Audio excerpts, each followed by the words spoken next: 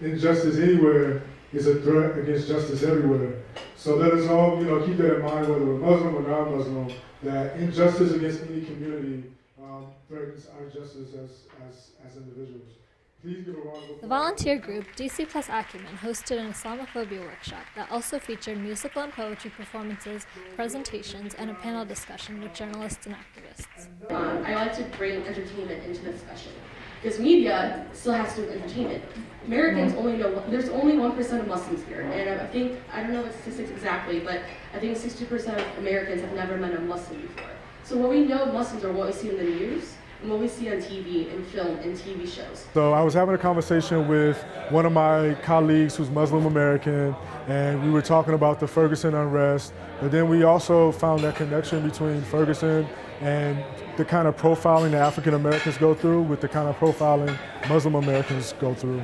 So this is why we came up with the topic for this month's Social Innovation Lab.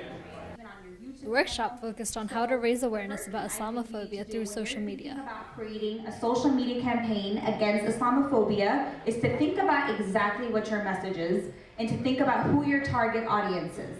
And a lot of times when you're trying to combat Islamophobia, you're not trying to convince Muslims that, Islam is a religion of peace and all these things. You're trying to convince someone who may be ignorant of the faith completely. How can we talk about Muslims and Ferguson through social media? How can we talk about the latest controversy happening in the news in relation to Muslims, and just using social media as a powerful tool to get the word out to the broader American society?